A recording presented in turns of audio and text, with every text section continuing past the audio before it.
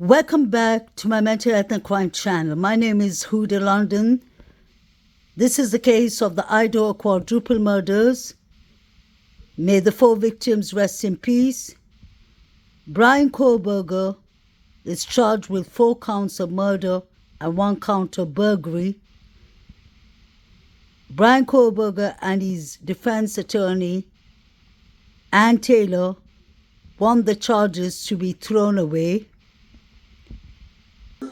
Do you understand the charge in count 1 burglary? Yes. A hearing in Brian Kohlberger's case this week is shrouded in secrecy as his legal team asks the judge to throw out the indictment, charging him with the murders of 4 University of Idaho students. I would say this is more than, a really big hill for them to climb. This is like Mount Everest they're trying to climb here. Thanks for joining us here on Law and Crime. I'm Anjanette Levy. Brian Kohlberger's lawyers have filed 2 motions asking Judge John Judge to either dismiss the indictment against him or to send the case back to a lower court for a preliminary hearing. In a preliminary hearing, a prosecutor calls witnesses, think detectives or crime lab analysts or even eyewitnesses, to show a judge there's probable cause that a defendant committed a crime. Defense attorneys like preliminary hearings because they get to cross-examine witnesses before trial. And sometimes they learn information that can help the defense. That didn't happen in this case. Instead, the Latah County prosecutor chose to present the case to a grand jury, which is done behind closed doors without Kohlberger or his lawyer present. I knew from the get-go that this was almost assuredly going to be a case that was brought before the grand jury. Edwina Elcox is a criminal defense attorney in Idaho who's following Kohlberger's case. She explained why it wasn't surprising that a grand jury was impaneled. You have a large amount of media speculation and public speculation about the case. You have the victims' families, and also the other roommates that were there and other potential witnesses in the case. And so I think to protect the integrity of the proceeding, the grand jury was almost assuredly the route the prosecution was going to take. Now, absolutely, do I understand why the defense would have preferred a preliminary hearing route, right? You get a shot, you get the first shot at the state's witnesses and the evidence, and the state doesn't get to solely control that narrative. But I do not think that it is surprising at all that the prosecution elected to utilize the grand jury. Kohlberger claims the grand jury was biased and that the grand jury heard inadmissible evidence. Kohlberger also claims the indictment should be dismissed or he should get a preliminary hearing because of prosecutorial misconduct. I think if there's any area where there would be a solid or a theoretical solid challenge, it would be the impaneling of the grand jury, right? We have a very, very small community, a small county. And so obviously when you have a case of this magnitude with not only national attention, international attention, it would be very, very hard to seat a jury locally that had no preconceived notions or frankly hadn't heard about the case at all. Kohlberger did not enter a plea at his arraignment in May. Your rule stands aside. Because Mr. Kohlberger is standing silent, I'm going to enter not guilty pleas on each charge. Kohlberger's attorney Ann Taylor said he stood silent to preserve his right to challenge the indictment. But the information the defense is using to support their claims is sealed. A hearing on that motion is closed to the public this Thursday, an incredibly rare occurrence in a criminal case. So what could possibly happen at that hearing? I would imagine that there is going to be evidence presented, whether that is through documentary evidence, witnesses and live testimony, right? But when you have a motion of this nature, it's not something that the defense can just theorize about, right? To make this argument and to ask the court to make the ruling to ultimately dismiss the indictment in this case, it can't be theoreticals and it can't be hypotheticals. I would imagine that the defense has to have some real concrete evidence to show this is what happened, Judge, or these series of things are what happened. And this is why this indictment cannot stand. I mean, this in my mind is not a case this motion is not a situation where it can just be legal theory and argument. You're going to have to present to the judge some absolute concrete evidence, testimony, and otherwise to convince the judge there is something that occurred that warrants the dismissal that the defense is seeking in this case. Police have cited circumstantial evidence, such as touch DNA and cell phone records, in making the case that Kohberger murdered students Kaylee Gonsalves, Maddie Mogan, Ethan Chapin, and Xander Kernodle nearly 1 year ago.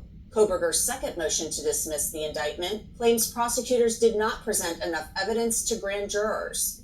They cite the Idaho Constitution that says the grand jury ought to find an indictment when all the evidence before them, taken together, if unexplained or uncontradicted, would, in their judgment, warrant a conviction by a trial jury. That's different from the probable cause standard currently used. Idaho attorney Tara Malik on that argument. What the defense has been arguing here is that the same standard that's used at trial to convict someone, so beyond a reasonable doubt, should be used at the grand jury stage as well. Both in a preliminary hearing route, had the state gone that way, or in the grand jury proceeding, the standard has been, under modern jurisprudence, this probable cause, more likely than not, 51% standard, that a crime was committed and this individual is the one that committed the crime. And so for the defense to come in and argue now that we should throw all of that out, all of these courts who've interpreted this statute as it comes to the standard of proof are wrong, and we need to go back to, or we need to go to this high beyond a reasonable doubt burden is not a novel argument, but one that has been pretty soundly rejected by the courts. Is this a case of the defense literally doing everything they can to challenge this case? Because, I mean, maybe the legislature needs to go back, or the voters of the state need to go back and amend this part of the Idaho Constitution, but it just seems to me this is not going to be an argument that flies, although I give them points for creativity. Yeah, I mean, I think the defense is in a really tough spot with this case. What we know so far, and admittedly we haven't seen everything, we're not privy to the discovery that's gone back and forth between the state and the defense team here, but what we've seen and what we know so far presents a pretty compelling picture and a pretty compelling theory of the case that the state has here against Bryan Kohberger. And so I'm sure that the defense is looking at every route and really holding the state to its standard of proof, as well as making sure that the state has followed all the rules that it needs to follow. But I would say this is more than, a really big hill for them to climb. This is like Mount Everest they're trying to climb here with this legal argument. Bryan Kohberger remains in the Latah County Jail, where he's held without bail. Law and Crime will...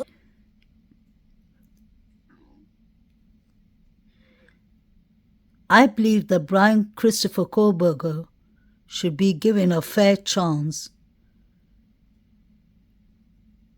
Besides the grand jury, there are so many evidence here that have not been presented. Everything seems to be on a gag order. But I believe this is one of the things that the defense attorney could actually use. Creme 2 is digging deeper into court documents that outline new movement in the murders of 4 University of Idaho students. In our effort to bring you more to every story, Creme 2's Shannon Mowdy spoke with a defense attorney about new filings that reference Brady-Giglio material.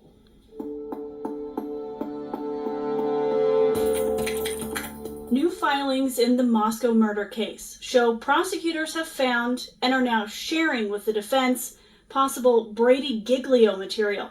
Now, while much of the information is sealed, we do know it has something to do with a, quote, confidential internal affairs investigation of one of the officers in the case. And it could be huge for the defense. or it could be totally meaningless.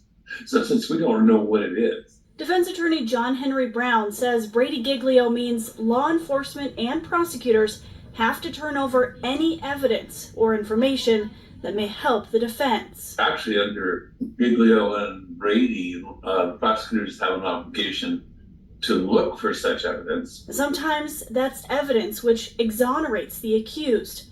But with mention of an internal affairs investigation, it sounds like this case is about a potential challenge to the credibility of a police officer. Most police departments have created what's called a Brady list. And on the Brady list are officers, detectives, internal personnel who have committed some sort of an error in the past. And that the defense should be told about it. Brown cautions Brady-Giglio disclosures like this are pretty common because not handing over the information can get cases overturned. And the Brady-Giglio material referenced here may have nothing to do with the Moscow murder case itself. It could be something as small as a DUI 25 years ago. Or it could be something more serious. Obviously, the most serious thing for the prosecution, the state, would be if the officer, detective, or whatever, has some history of not telling the truth. Crime 2 News reached out to law enforcement in Idaho, Washington, and also in Pennsylvania, where the suspect was arrested, to try to find out which agency is involved. We've also submitted public records requests for more information. Shannon Mowdy. Affairs investigation is now underway for an officer involved in the case of accused murderer Bryan Kohberger.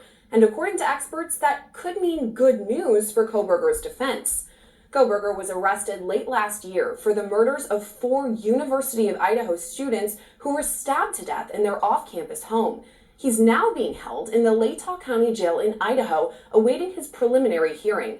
In newly released court documents filed on Monday, Idaho prosecutors have, quote, become aware of potential Brady-Giglio material related to one of the officers involved in the above-referenced case. The material, in the form of confidential internal affairs investigation, is hereby submitted in camera to the court. What all that means is prosecutors are required by law to turn any information over to the defense that could exonerate the defendant, help their case, or impeach the credibility of a witness. As Law and Crime Network host Jesse Weber explained on Dan Abrams Live, this could mean several things. An officer involved in the investigation could have lied or withheld evidence, meaning it could get thrown out. On a lesser scale, the officer may have had a pattern of misconduct in the past, but prosecutors have to disclose that information to the defense ahead of an eventual cross-examination. Right now, the case is under seal, so we don't have exact details about what happened. The prosecution has also asked the judge to issue a protective order on that information, which would then block the defense from releasing the information publicly. It alleges that the defendant, Bryan C. Kohberger, on or about November 13th of 2022, in Latah County, state of Idaho, did unlawfully enter a residence located at 1122 King Road, Moscow, with the intent to commit the felony crime of murder. Meanwhile, some reports say Kohberger is closely following his case from behind bars, watching himself on TV. But Law and Crime Network host and public defender Brian Buckmeyer says that's not unusual. I think it's very normal for someone to follow their case if it's highly publicized. They want to see what everyone's talking about, what they're saying about their personal life as well as about the case. It's like checking Instagram or your Facebook to see what people are tagging you in or saying about you. Other reports say Kohberger is being held in maximum security away from all other Latah County Jail inmates. According to News Nation, Kohberger has lost a significant amount of weight while behind bars, though he does have access to a TV and 1 hour of outside time per day. Some reports also say Kohberger has private prayer services with a religious leader. It is unsurprising for someone to find religion while in prison or in jail. Just like I would say it's unsurprising for someone to find religion when they're diagnosed with cancer or with a severe disease. It's, I think, the person seeing their own mortality and the difficulty of their situation. Surprising for someone to find religion while in prison or in jail. Just like I would say it's unsurprising for someone to find religion when they're diagnosed with cancer or with a severe disease. It's, I think, the person seeing their own mortality and the difficulty of their situation and looking for an answer. News Nation also reports Kohberger's two sisters, Amanda and Melissa, were both fired from their jobs after his arrest. The network reports Melissa worked as a mental health therapist and Amanda was a working actress. None of the family have visited Kohberger in Idaho since his arrest, but News Nation also reports they speak via phone. Kohberger is due back in court on June 26 for a preliminary hearing that's expected to last multiple days. According to Idaho law, after that hearing, Kohberger will then enter a plea in the murders. I do understand that this case is in gag orders. In fact, almost everything is on a gag order. But there is a Brady-Giglio material. It could be a police officer, a police detective, somebody involved in this case or another case. That means it could be basically that a police officer hasn't been truthful, he has a record of lying. So I do not understand why the Brady-Giglio material is on disclosure and it's on request for protective order. All these things I believe is important because we want justice for the victims, but Brian Christopher Kohberger is entitled to get a fair trial, especially after we see everything that's happening in the grub truck, in the Banfield body cam video, Saeed's phone, the things he's watching, Joe DeVito's phone, what he is watching, Joe Vito. Then we have the 5 figures or 4 figures running. There's so much things in this case that points out that Kohberger could be involved with other people or that Kohberger is completely innocent. We don't know of that, and I believe the prosecution is putting everything in gag order and they run everything behind the scenes because they do not have enough evidence. Or I believe, this is my personal belief only, this is for entertainment purpose, I wonder if the genealogical DNA was taken in the correct and legal manner, because they're entitled to get a roadmap of how the genealogical DNA pointed out to Kohberger. The defense is entitled to find out the 3 unidentified male DNAs. And now we have a Brady-Giglio material in this case. In fact, it's more serious than that, I believe, because it's on internal affairs. So one of the officers has been investigated by internal affairs or is still under investigation.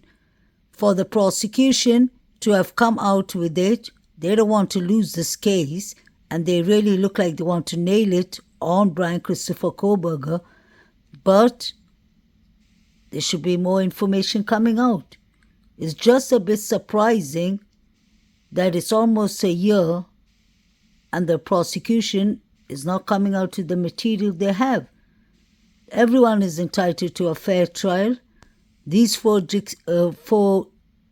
precious victims who died in such a horrific manner, may they rest in peace, Kaylee Congavs, Madison Morgan, Eaton Chapin, and Zana Knodel. May they rest in peace, may justice be served for them, and may the correct justice be served for them, and may the correct justice be served for Brian Christopher Kohberger, because I am starting to be baffled with all this that's happening. We've been waiting for today's update, and today's update just says that they're proceeding with the grand jury. Why is everything on a gag order? If the prosecution has their line of work in order, why don't they present their case?